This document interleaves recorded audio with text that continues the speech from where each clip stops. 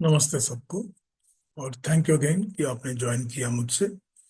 अब क्योंकि मैं सुबह से कुछ स्टडी नहीं कर पाया हूँ आज, तो आज भी अपनी एक गायत्री मंत्र ही रिसाइट कर लेते हैं और उससे शुरू कर लेते हैं।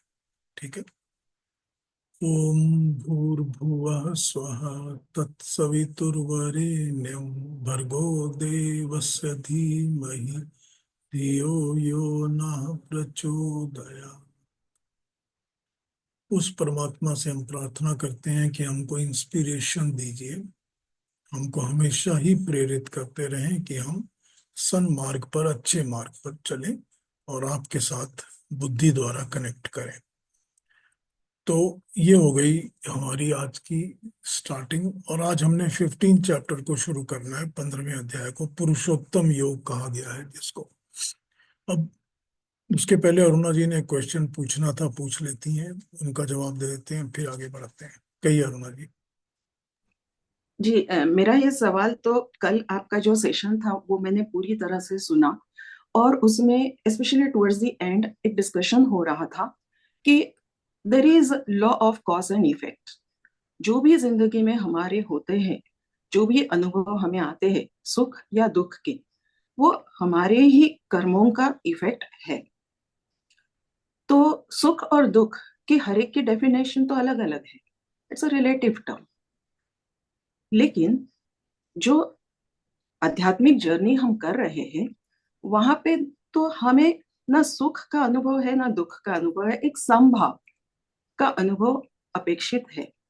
और थोड़ा थोड़ा हमें उस तरफ सक्सेस हो रहा है।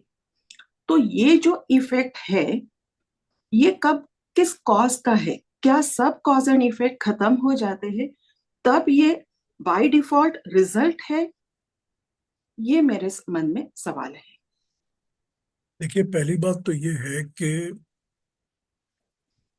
जो रिलेटिव क्वेश्चन है या सब्जेक्टिव है, वो तो उसका सवाल ही पैदा नहीं होना चाहिए। क्योंकि जब तक हम इस प्रकृति और प्राकृतिक वस्तुओं से जुड़े रहेंगे तब तक हमको लगेगा कि हमारा सुख इन चीजों में है। अगर सुख हमारा इन चीजों में लगा हुआ है तो हमने फिर वो अध्यात्म का लेवल क्रॉस ही नहीं किया, हमने वो अध्यात्म का लेवल रीच ही नहीं किया। इसका मतलब है हमारा सुख अभी भी ये सुख है कि हमको ये वाला चीज मिल गया, वो वाला खाना मिल गया, ये वाली प्रॉपर्टी मिल गई, ये वाली सब चीजें, हमारा सुख अभी भी वही है। तो अगर रिलेटिवली सुख वही है हमारा, तो then we have not reached anywhere at all. पहली बात तो ये है। अब जहां पर उन्होंने समभाव की बात की है कि हमारे को सुख और दुख में समभाव रखना है, तो समभाव तो वहां पर होगा जहां पर हम शारीरिक, इससे हम उठ पाएंगे ऊपर। समभाव तो हमारा एक ग्राउंड तैयार हो रहा है जिससे कि हम आगे बढ़ सकेंगे। तो जब हमारा ग्राउंड तैयार होगा कि हम उससे आगे बढ़ेंगे, तब हम उसके बाद नेक्स्ट लेवल पे जा सकेंगे। तो वो तो एक लेवल तैयार करने के लिए बताया गया है कि सुख और दुख में, मान अपमान में, अ, लाभ हानि में एकदम समभाव रखना चाहिए। तो ये समभाव जो है, ये समभाव हमारे लिए पूरी तरह से अपनी प्रिपरेशन करने के लिए है कि हम अपने हम्म। आप को तैयार कर सकें अध्यात्म के लिए पूरी तरह से। तो अब यहाँ पर जो आपने पूछा है कि अध्यात्म जो होता है वो, अगर वो अफेक्ट है तो किस चीज का कारण का इफेक्ट है, तो अब आपको पता हो गया होना चाहिए कि यही सब चीजों का इफेक्ट है जो अध्यात्म पर आता है। तो जब आपका मनोभाव कंट्रोल हो जाएगा कि आपके अंदर उथल पुथल नहीं रहेगी, शरीर के अंदर, मन के अंदर, तो ऑब्वियसली आपका जो इफेक्ट है वो अध्यात्म की तरफ होता जाएगा। जी जी। तो जब अध्यात्म की तरफ आपका बेंट ऑफ माइंड हो जाएगा, तो फिर वो उस बेंट ऑफ माइंड का जो कारण है, वो कारण तो यही सब कुछ होगा ना, जी जी। जैसे कि कल आपने परमात्मा। कहा कि अभ्यास, आपने एक शब्द यूज किया कल के सेशन में, अभ्यास, निरंतर अभ्यास होना चाहिए। तो इस अभ्यास का ही मुझे लगता है cause is the abhyas, and the effect is what progress you make, isn't it? हाँ, तो अभ्यास भी तो वैराग्य का ही होना चाहिए ना। जी जी जी सारा अभ्यास ही वैराग्य का है। तो जी अगर वैराग्य का अभ्यास होगा तभी तो हमको अध्यात्म की तरफ लेके जाएगा ना। और जी वैराग्य ही तो है जो सब चीजों से वैराग्य होना चाहिए। तो जब ये हो जाएगा तो फिर हमको वो, मतलब आप ये समझ लीजिए कि कारण कार्य के प्रिंसिपल में फिर जो वैराग्य है और उसका अभ्यास है वो कारण बन जाएगा। जी जी जी, अभी ठीक समझ है, में आया जी। और क्लियर इसलिए हो मैं गया। ये भी मानती हूँ कि आपके साथ जो बातें होती रहती है, आपके सेशंस जो होते रहते हैं, वो ही हमें इस पाथ पे रखते हैं, वो ही हमारा अभ्यास हो जाता है, और उसका इफेक्ट है कि हम उसमें प्रोग्रेस कर पा रहे हैं। ये तो सुनने वालों के ऊपर अच्छा है कि that you guys listen to it. मैं क्या बोल सकता हूँ इसके बारे में। जी, बहुत बहुत खैर, धन्यवाद। माय खैर, doubt is clear. Thank you very much. Thank you Aruna ji, thank you. तो अभी अभी हमने अपना 15th चैप्टर शुरू करना है, और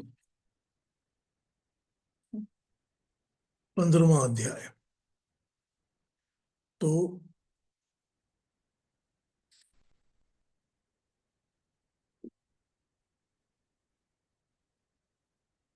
पहले पुरुषोत्तम योग, इसका नाम पुरुषोत्तम योग है 15 चैप्टर को। इसकी थोड़ी सी इंट्रोडक्शन पढ़ देता हूँ। अनेक जगह हम ये लिख चुके हैं कि गीता को 3 भागों में बांटा गया है: कर्म योग, भक्ति योग, ज्ञान योग। यहाँ पर योग शब्द का अर्थ मार्ग है, रास्ता, वे, पाथ। गीता ने सब मार्गों का समन्वय किया है, उनको एकदम यूनिटी, एक लेवल पर लाके एक बना दिया है। परंतु प्रत्येक मार्ग पर 6-6 अध्याय का एक एक षटक भी बनाया है। 13वें अध्याय से ज्ञान योग की चर्चा चल रही है। इस अध्याय में क्षेत्र, क्षेत्रज्ञ, प्रकृति, पुरुष, इन दोनों नामों से देही और देह, आत्मा को शरीर से अलग समझाने का प्रयत्न किया गया है। उसी विचारधारा को आधार बनाकर 15th अध्याय में प्रकृति को क्षर तथा पुरुष को अक्षर कहा गया है। इन दोनों के अतिरिक्त इनका नियंत्रण करने वाली सत्ता को पुरुषोत्तम कहा गया है, परमात्मा कहा गया है। क्षर, अक्षर, पुरुषोत्तम, ये 3 अलग अलग तरीके से हमको यहाँ पर मिलते हैं। इन दोनों में क्षर और अक्षर, ये तो दोनों को, इन दोनों को भी पुरुष के नाम से कहा गया है। क्षर को भी और अक्षर को भी पुरुष के नाम से कहा गया है, किंतु परमात्मा को पुरुषोत्तम का नाम दिया गया है। इस प्रकार ये 3 पुरुष हो जाते हैं। 2 तो क्षर और अक्षर होते हैं और तीसरा पुरुष पुरुषोत्तम होता है। क्षेत्र, क्षेत्रज्ञ का वर्णन, क्षर, अक्षर, इन 2 पुरुषों का वर्णन है। वो 13वें और 14वें अध्याय में हो चुका है। 15वें अध्याय में हम तीसरे पुरुष का यानी पुरुषोत्तम का वर्णन करते हुए उसका क्षर और अक्षर से संबंध स्पष्ट करेंगे, यही बताया गया है। तो आइए अरुणा जी, भगवान वाच हमको पढ़ के सुना दीजिए। 15वें अध्याय के पहले दोनों श्लोकों को पढ़ दीजिए। जी, ओम श्री परमात्मने नमः। श्रीमद् भगवद गीता अथ पंचदशोऽध्यायः। पुरुषोत्तमयोगः। श्रीभगवानुवाच ऊर्ध्वमूलमधः शाखम् अश्वत्थं प्राहुरव्ययम् छन्दांसि यस्य पर्णानि यस्तं वेद स वेदवित्। अधश्चोर्ध्वं प्रसृतास्तस्य शाखा गुणप्रवृद्धा विषयप्रवालाः। अधश्च मूलान्यनुसन्ततानि कर्मानुबन्धीनि मनुष्यलोके। Thank you Aruna ji, thank you. पहले श्लोक में कहा है कि भगवान श्री कृष्ण कह रहे हैं, सृष्टि के तत्व की गहराई को जानने वाले बतलाते हैं कि एक अश्वत्थ वृक्ष है, पीपल का पेड़। इसकी जड़ें ऊपर हैं और शाखाएं नीचे की ओर हैं। ये पेड़ सनातन काल से चला आ रहा है, अव्यय है। इस पेड़ के पत्ते वेदों के छंद हैं। इस वृक्ष को जान लिया वह पुरुष सच्चा वेद वेता हो जाता है। इस विश्व वृक्ष की शाखाएं नीचे और ऊपर को फैली हुई हैं। इसकी शाखाओं के विषय में कोपलें फूट रही हैं, विषयों की कोपलें। इसकी शाखाओं में विषयों की कोपलें फूट रही हैं। ये कोपलें और डालियां प्रकृति के सत्व रजस और तमस इन गुणों की खाद से दिनों दिन बढ़ रही हैं। जैसे इसकी जड़ें ऊपर की ओर हैं, वैसे ही इसकी कुछ जड़ें नीचे की ओर भी फैली हुई हैं। इन्हीं के द्वारा मनुष्य लोक में कर्मों के अनुसार मानव का बंधन होता है। अश्वत्थ मतलब पीपल का पेड़। अश्वत्थ कहते हैं पीपल के पेड़ को। ऊर्ध्व मूलम मतलब ऊपर की ओर जिसका मूल है, जिसकी जड़ें ऊपर की ओर हैं। अध शाखनम नीचे की ओर जिसकी शाखाएं गई हुई हैं। ये मतलब उल्टा पेड़ है, और उस तरह से ये छंदांसी वेदों के छंद पर्णानी पत्ते हैं। उनको जो जान लेता है वो वेदों को जान जाता है।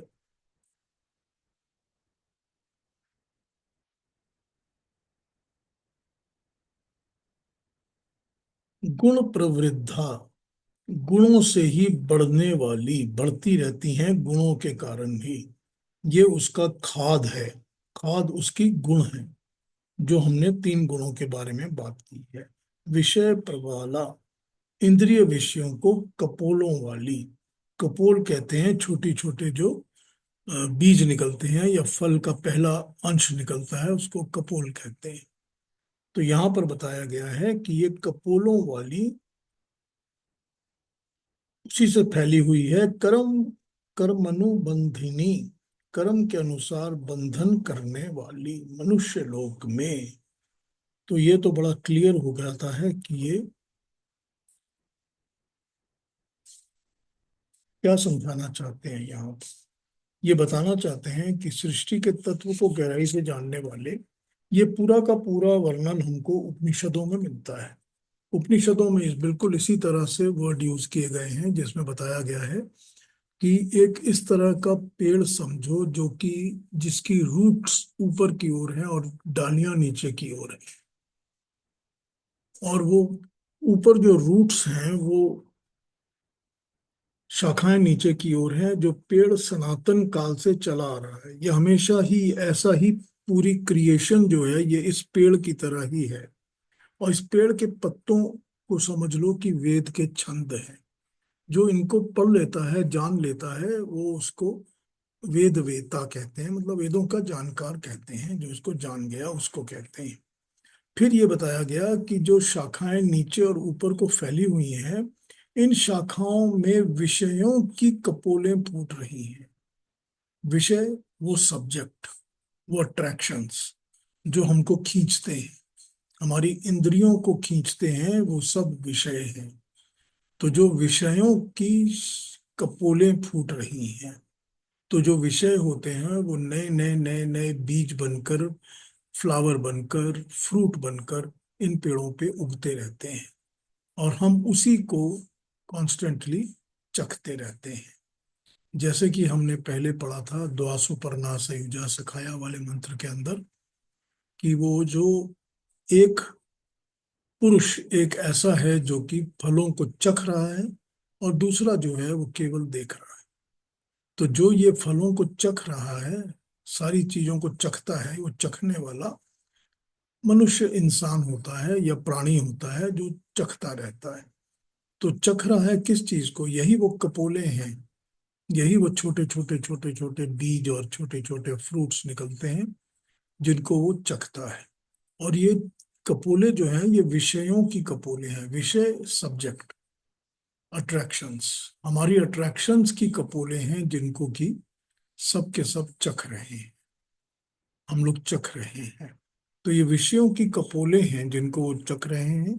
और ये जो सारी की सारी इसकी डालियां हैं और कपोले भी जो हैं, ये सब इनकी जो खाद है, फर्टिलाइजर है इनकी, जिससे ये दिनों दिन बढ़ती रहती हैं, वो फर्टिलाइजर इनकी सत्व रजस और तमस है।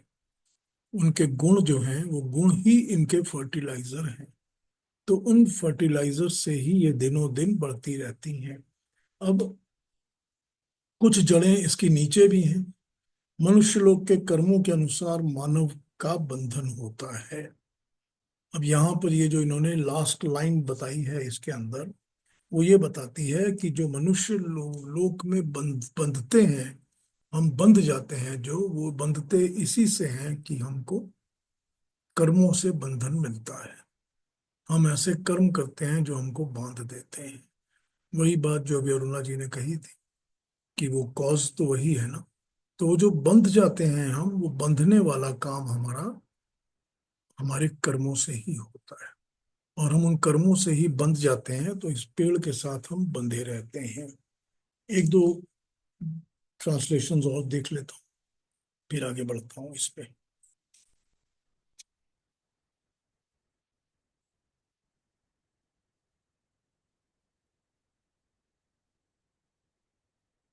प्रभुपाल क्या कहते हैं? कहा जाता है कि शाश्वत अश्वत्थ वृक्ष है जिसकी जड़ें तो ऊपर हैं और शाखाएं नीचे की ओर हैं, तथा पत्तियां वैदिक स्रोत हैं। जो इस वृक्ष को जानता है वो वेदों का ज्ञाता हो जाता है। इस वृक्ष की शाखाएं ऊपर तथा नीचे फैली हुई हैं और प्रकृति के तीन गुणों द्वारा पोषित हैं, पाली पालन पोषण की जाती हैं। इसकी टहनियां इंद्रिय विषय हैं। इस वृक्ष की जड़ें नीचे की ओर भी जाती हैं, जो मानव समाज के सकाम कर्मों से बंधी हुई हैं। यहाँ मानव समाज कहना ठीक नहीं होगा, कर्म तो सबके होते हैं। हाँ, इंडिपेंडेंट कर्म नहीं होते। एक और देख लेता हूँ।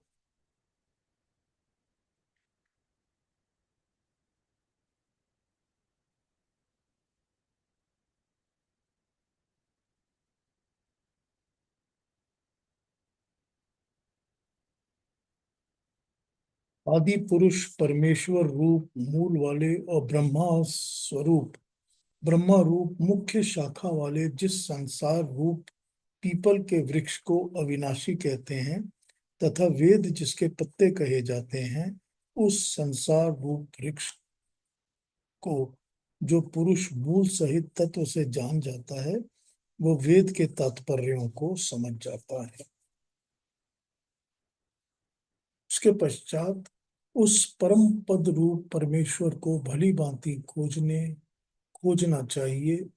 नहीं, ये तो ठीक नहीं है।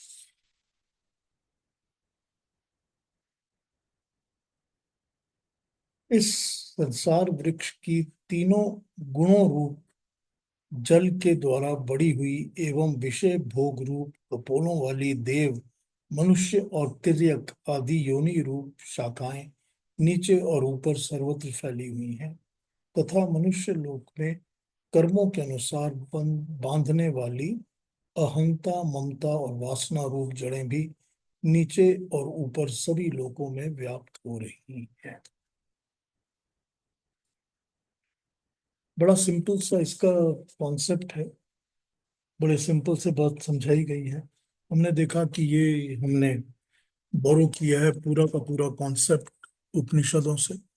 और उपनिषद में यही बात आती है कि ये इस अगर संसार को, इस क्रिएशन को समझना है, तो इसको यूं समझो कि जैसे एक पेड़ है, लेकिन वो पेड़ उल्टा है।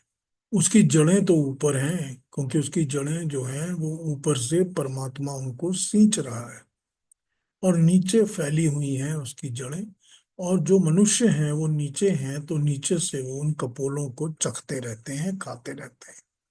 और ये उनके कर्म हैं, और ये कर्म ही उनको बांधते रहते हैं।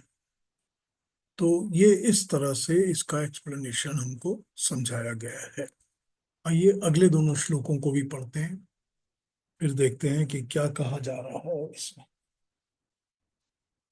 आइए अरुणा जी, अगले दोनों श्लोक भी पढ़ दीजिए। जी,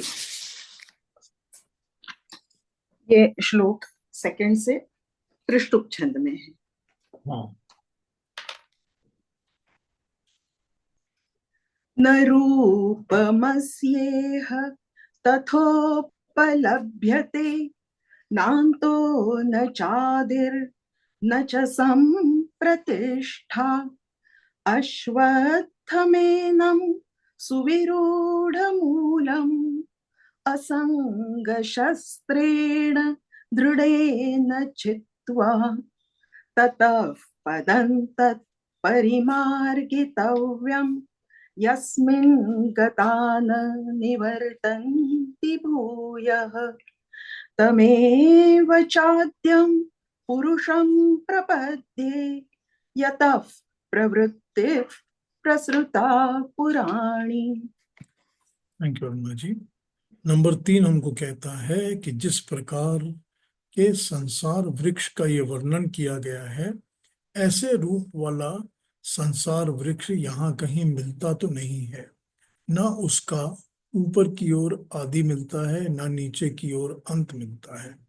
न वो कहीं प्रतिष्ठित अर्थात जमा हुआ दिखाई देता है। परंतु फिर भी ये अश्वत्थ वृक्ष, पीपल का पेड़, गहराई तक पहुंची जड़ों वाला है। इसको अनासक्ति की दृढ़ तलवार से काट सकते हैं। फिर उस स्थान को खोज निकालना चाहिए जहां पहुंचकर फिर लौटा नहीं जाता। इस प्रकार का साधक ये संकल्प करे कि मैं उस आदि पुरुष की ओर जाता हूं जिसे विश्व की यह पुरातन धारा बह निकली है। अब ये खुद इसमें समझा देते हैं कि ऐसा कोई पेड़ तो मिलता नहीं है, ना ऐसा कोई पेड़ यहाँ है न वहां मिल रहा है आपको। तो ये कोई ऐसा पेड़ तो आपको मिल नहीं रहा कि जो बताया गया है। फिर भी ये जो अश्वत्थ वृक्ष की गहराई तक पहुंचने वाली जड़ें हैं, इसका अनासक्ति की दृढ़ तलवार से काटा जा सकता है। अनासक्ति, नॉन अटैचमेंट, डिटैचमेंट। आसक्ति का उल्टा, यानी जब अटैचमेंट नहीं होगी तो उसी तलवार से इसको काटा जा सकता है। तो अब यहाँ पर बात यह है कि हमने एक पेड़ की कल्पना कर ली, और पेड़ की कल्पना हमने करी है कि जिसके अंदर हमको कपोले दिख रही हैं, जो विषयों की कपोले हैं, या हमको वो फल दिख रहे हैं जिनको हम चखते हैं, या हमारे लिए जो चखने के लिए सारी चीजें अट्रैक्शंस हमारे लिए हैं। तो उसको अगर काटना है तो उसको काटने के लिए तो अट्रैक्शन खत्म होगी, चिपकना जुड़ना खत्म होगा, आसक्ति खत्म होगी, तभी काम चलेगा। तो ये अनासक्ति की तलवार अब दृढ़ तलवार से ही काट सकते हैं। दृढ़, बहुत ही सख्त, बहुत ही सख्त।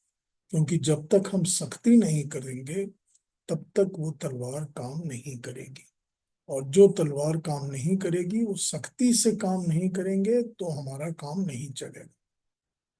तो अब ये समझ में आ रही है बात कि हमको अगर डिसिप्लिन करना है अपने आप को, हमको अगर डिटैचमेंट करनी है, उनको अलग करना है दुनिया की जहां की अटैचमेंट से, तो हमको सख्ती से काम लेना ही पड़ेगा। तो ये दृढ़ तलवार, और तलवार जो कि इसको काट देती है, आसक्तियों को काट देती है। तो ये यहाँ पर इस तरह से इसको समझाया गया है, जो कि अब जाके हमको समझ आता है कि ये बहुत ही डिफिकल्ट तरीका है, लेकिन करना यही पड़ेगा अगर आपको ऊपर उठना है इस संसार के बंधन से, कर्मों के जाल से। तो आपको सख्ती करनी ही पड़ेगी। और दूसरा श्लोक, जो चौथा श्लोक है, वो ये कहता है, फिर उस स्थान को खोज निकालना चाहिए जहां पहुंचकर फिर लौटा नहीं जाता। इस प्रकार का साधक संकल्प करे कि मैं आदि पुरुष की ओर जाता हूं जिसे विश्व का यह पुरातन धारा बह निकली है। अब यहाँ पर ये बात है कि जब अटैचमेंट्स को काटेंगे और सबको अलग अलग करेंगे तो हमको फिर उसका पर्पस क्या करना है। उसका पर्पस ये करना है कि हमने अब उस स्थान पे जाना है जहां से हमको लौटना नहीं है। हमको उस जगह जाना है, उस स्थान पे जाना है जहां से हमको लौटना नहीं है। और हमको उस आदि पुरुष यानी कि परमात्मा, ओरिजिनल ओरिजिनल पुरुष, ओरिजिनल जो ईश्वर है, परमेश्वर है, उसी के साथ, जो कि विश्व की पुरातन धारा जहां से बहती है, जहां से परमात्मा का सब रूप और रंग सब कुछ वहां से बहता है, हमको उसी परमात्मा के साथ जाकर एकाएक होना है, मिलना है। इसीलिए हमको ये सख्ती से अपने आप को, अटैचमेंट्स को काटना पड़ेगा। अगर हम सख्ती से अटैचमेंट्स को नहीं काटेंगे तो ये अटैचमेंट्स हमारी नहीं कटेंगी। और जब तक ये अटैचमेंट्स नहीं कटेंगी हम उस परमात्मा के साथ नहीं मिलेंगे। हम फिर उस जगह पे नहीं पहुंचेंगे जो कि, जिसको कि ये कहा जा सके कि वहां से फिर लौटने की जरूरत नहीं पड़ेगी, फिर वहां से वापस आने की जरूरत नहीं पड़ेगी। ये तो हुआ इन श्लोकों का मतलब। अब इन श्लोकों में इनके ऊपर कुछ कमेंट्स हैं जो मैं पढ़ के आपको सुनाता हूँ। वो एक्सप्लेनेशन बताएंगे हमको। वो एक्सप्लेनेशंस,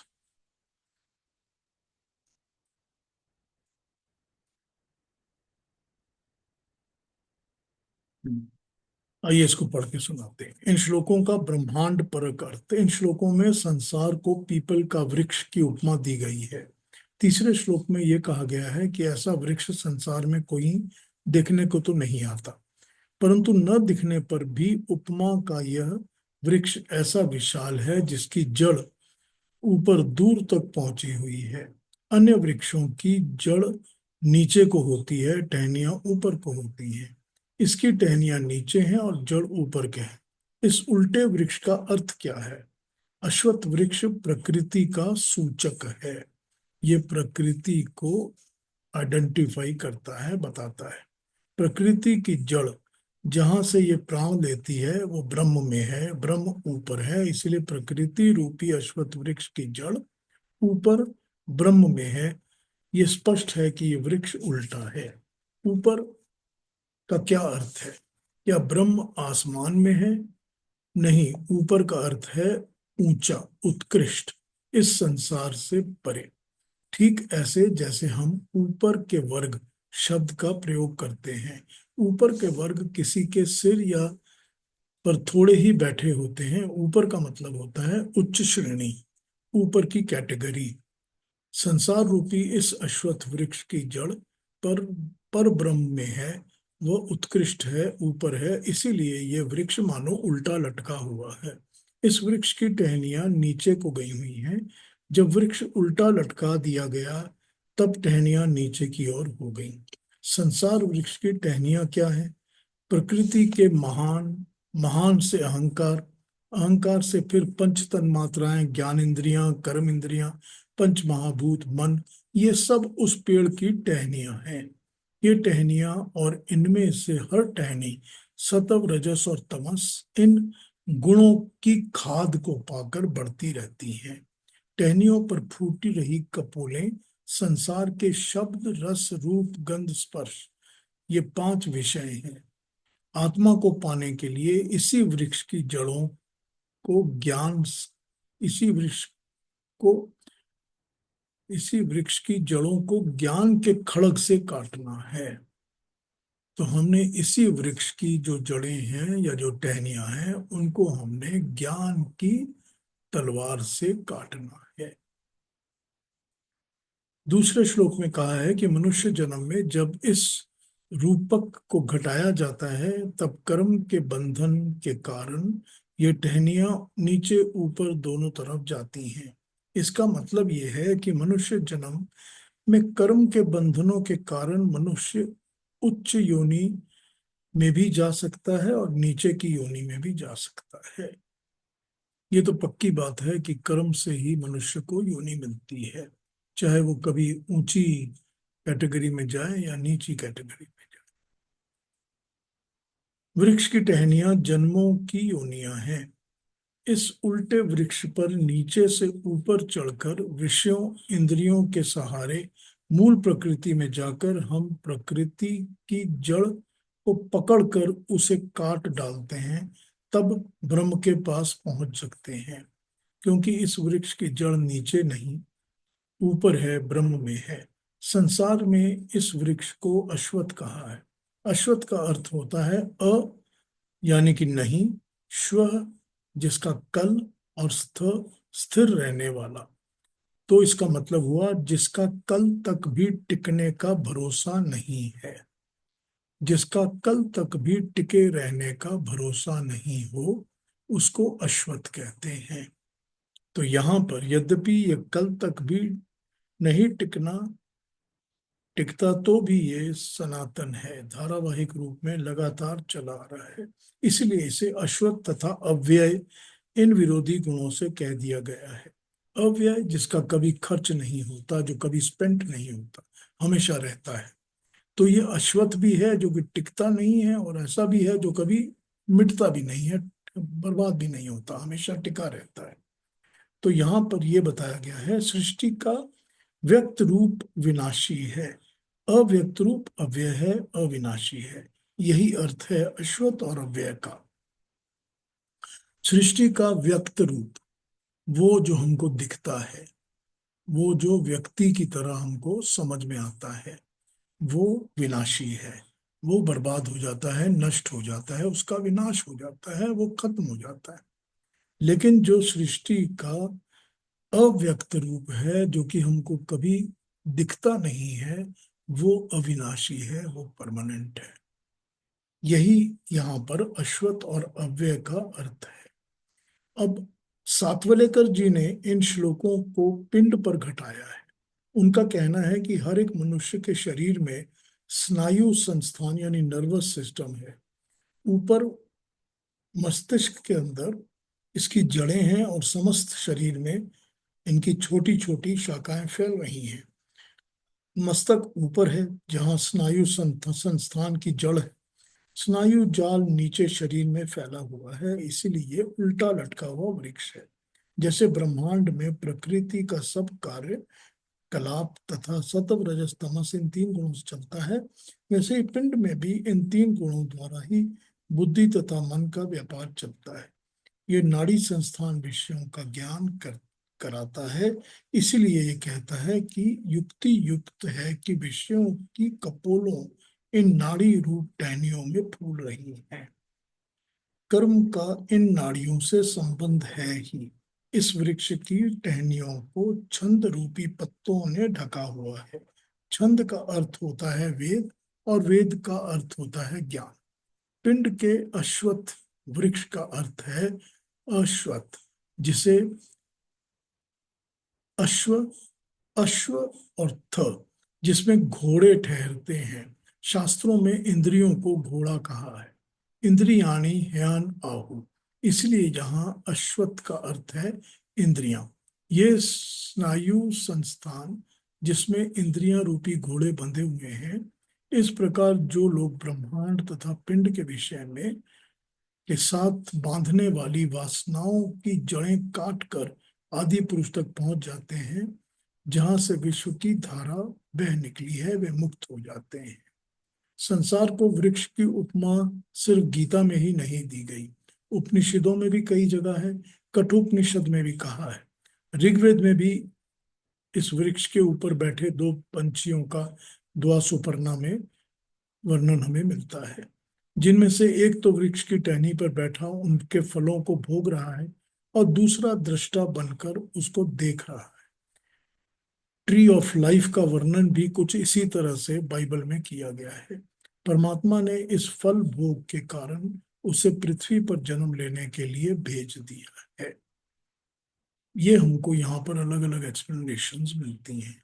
पहली तो ये मिलती है जिसमें ये बताया गया कि वो संसार का क्रिएशन, या ये संसार, या ये हमारी सारी की सारी क्रिएशन जो हम देखते हैं, ये परमानेंट नहीं है। ये सब कुछ मिट जाता है, हमारी आंखों के सामने ही मिटना शुरू हो जाता है। तो लेकिन फिर भी जो उसका मूल है, यानी कि उसका मेन है, आदि है, उसका जो अ, ये कहा जाए कि उसका ओरिजिनल है, वो तो अव्यय है, वो कभी मिटता ही नहीं। तो इस तरह से इसको समझाया गया है कि वो आदि भी है और अनादि भी है, यानी कि वो परमानेंट भी है और टेम्पररी भी है। तो यही चीज इसकी गहराई को बताती है, या इसकी इन डेप्थ नॉलेज को हमको समझाती है। अब यहाँ पर एक तो ये तरीका है समझने का कि प्रकृति जो है वो बनती है अलग अलग वस्तुओं के साथ। तो जब जड़ों में पानी पड़ गया या जड़ों में खाद पड़ गई, तो जड़ों से ही प्रकृति ने बनना शुरू किया, और प्रकृति नीचे की ओर फैलती चली गई। तो नीचे की ओर जो प्रकृति फैलती चली गई, उसके अंदर महत भी है, अहंकार भी है, कर्म इंद्रियां, ज्ञान इंद्रियां, मन, सब कुछ है। और फिर उसके अंदर विषय आ जाते हैं, जिन विषय की कपोलें आ जाती हैं। फिर विषयों को हम चखना शुरू करते हैं, और उसी से हमारा कर्मों में बंधना शुरू होता है। फिर हम जैसे ही कर्मों में बंधना शुरू करते हैं, तो हम उन कर्मों के बंधन के कारण बार बार इस वृक्ष के जड़ों जड़ों में या वृक्ष के टहनियों में अटके हुए जन्म लेते रहते हैं। तो यहां पर तो ये बता दिया गया। अब अगर इस वृक्ष के चक्कर से या इसके प्रपंच से या जाल से निकलना है, तो बहुत सख्ती से हमको अटैचमेंट्स कौन सी हैं? अटैचमेंट्स हैं वो सारी की सारी जो हमको विषयों के कपोलों से जोड़ती हैं। तो यहाँ पर इसको इस तरह समझाया है कि विषय के कपोलों से जो जोड़ती हैं, उन अटैचमेंट्स को काट के अलग करना ही पड़ेगा, सख्ती से करना पड़ेगा, नहीं तो काम नहीं चलेगा। और ये करेंगे तो ही हम इन टहनियों को काट काट के ऊपर की ओर उठेंगे, और उसके जड़ों पर, जहां पर ब्रह्म है, वहां तक हम पहुंच पाएंगे। ये तो एक बात है। अब दूसरा इसका जो कंपैरिजन किया गया, सातवलेकर जी ने किया, उन्होंने तो ये कहा है कि जो नर्वस सिस्टम है हमारा पूरा का पूरा, वो तो हमारे दिमाग से, ब्रेन से चलता है। तो जड़ ऊपर को हो गई, और फैली हुई सारी की सारी टहनियां हमारे शरीर में नीचे को जा रही हैं। तो उन्होंने इसको इस तरह समझा दिया, इस बात को, कि वो इसी तरह से इसको समझाते हैं। अब ये जो लोग तो इन इंद्रियों पर कंट्रोल करते हैं, जो शरीर है, ऊपर तो हमारे नर्वस सिस्टम है, लेकिन नीचे पूरा शरीर है। तो जो बॉडी है, शरीर है, ये सारा का सारा इंद्रियों पर कंट्रोल से चलता है। कभी कर्म इंद्रियां और कभी ज्ञान इंद्रियां। तो जो इंद्रियों से चलते हैं, उस इंद्रियों के कंट्रोल को जब काट पाएंगे, तभी हम अपने दिमाग के अंदर जो बसा हुआ परमात्मा का ध्यान है, उस तक हम पहुंच पाएंगे। तो इस तरह हमने देखा है कि ये दो अलग अलग तरीके से इस बात को समझाया गया है, जो कि हमने यहाँ पर पहले 4 श्लोकों में पुरुषोत्तम योग में देखी हैं, जो कि भगवान कृष्ण अपना नया चैप्टर शुरू करते हैं। अब आप लोगों ने कुछ पूछना कहना हो तो कह लीजिए, और कहना पूछना हो, किसी को कोई क्वेश्चन हो, कोई दोबारा समझने की बात हो, तो पूछ लीजिए मेरे से।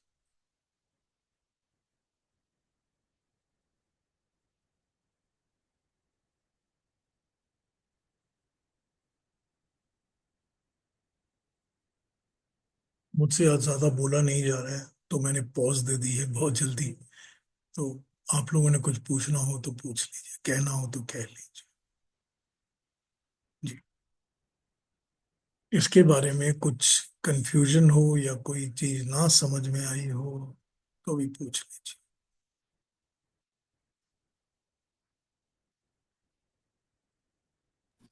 बहुत ही हमने जब अच्छा रहा पीयूष जी। अ, सभी श्लोक एकदम आई ओपनर जैसे हैं। पूरा जिंदगी मनुष्य का जो जीवन है उसका जिस्ट ही जैसे बता दिया है।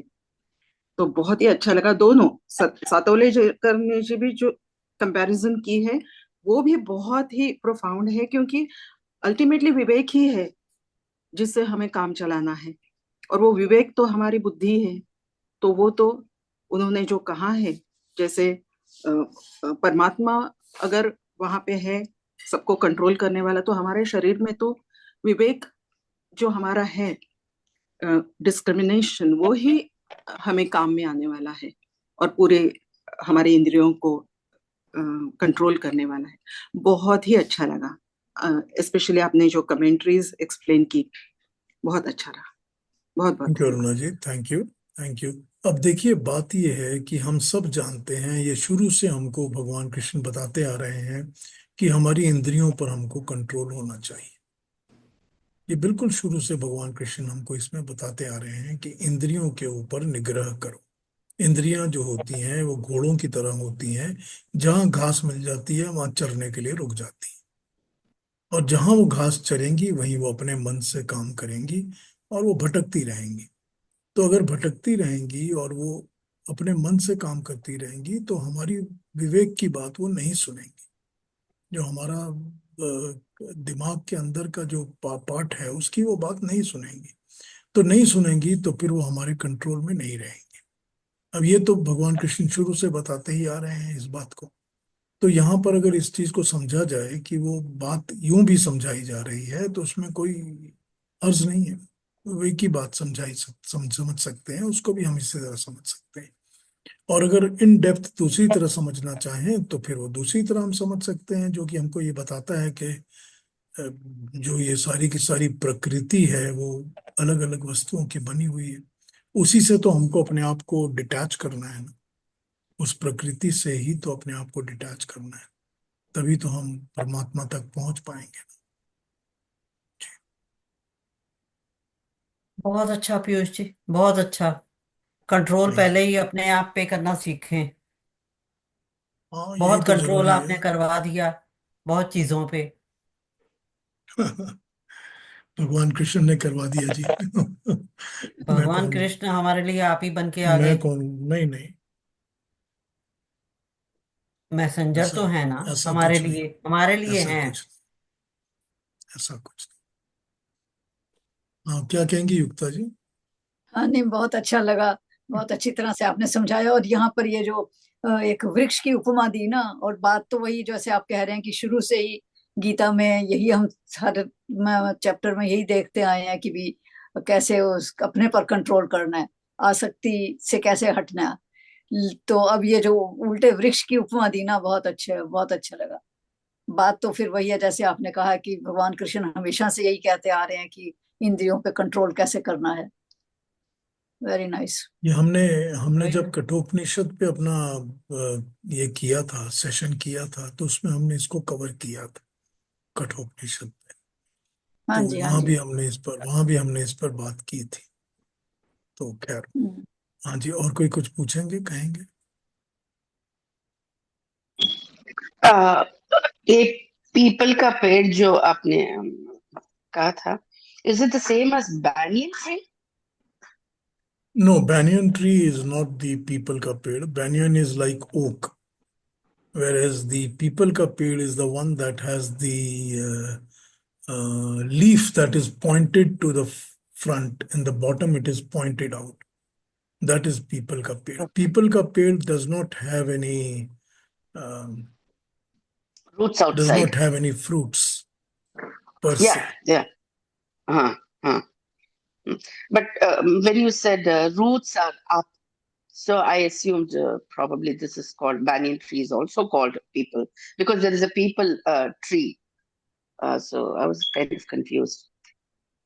It doesn't make a difference. We have to understand a tree, and that should be good enough for us to understand.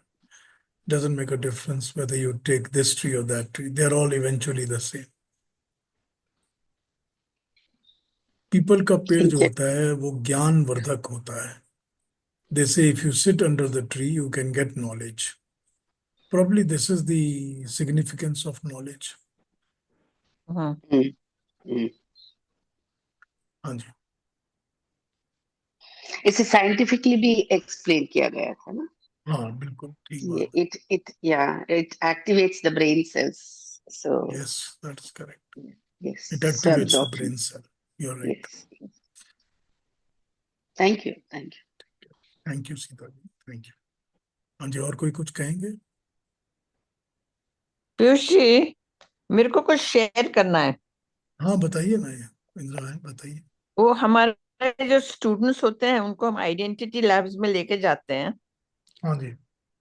तो कई स्टूडेंट्स को सिमिलर ये पेड़ की हम लोग देते हैं हम्म। कि उनका जो पूरा दुख है वो बाहर है सारा, और जितना ज्ञान है, उनकी अंडरस्टैंडिंग है, वो उनकी जड़ें हैं।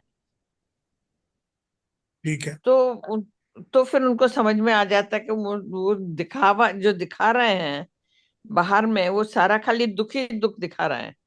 दुख है, उनका पैथोस है, उनका एंग्विश है, उनका बचपन का जो नहीं मिला उनको, वो सब वो ही दिखता है, और दुखी ठीक रहते बात हैं है, सारा समय। बिल्कुल ठीक बात। और जो उनकी खुद की नॉलेज है वो जम छिपा के रखते हैं, जो उनकी अंडरस्टैंडिंग है। बिल्कुल ठीक बात है ये, बिल्कुल बिल्कुल करेक्ट सिमिली निकाली है आपने एकदम। बिल्कुल यही उसका पीछे का अल्टीमेट तो यही बताया गया है ना, नॉलेज यही बताता है हमारे। हम्म। वो आइडेंटिटी क्रिस्टलाइजेशन में ये कर बैठते हैं इन लोग। हाँ, कि फिर यू हैव उसे टू छुपाना। Identify, you have to identify yourself with what, with जो आपका विद ओरिजिनल आइडेंटिटी है उसके साथ आपने अपने आप को आइडेंटिफाई जोड़ना है। करना है। जी आपने जी। इसके साथ आइडेंटिफाई नहीं करना कि you have to be physical body या वर्ल्डली बॉडी, या इन चीजों के साथ आपको नहीं करना। And unhappy all the time. हाँ बिल्कुल।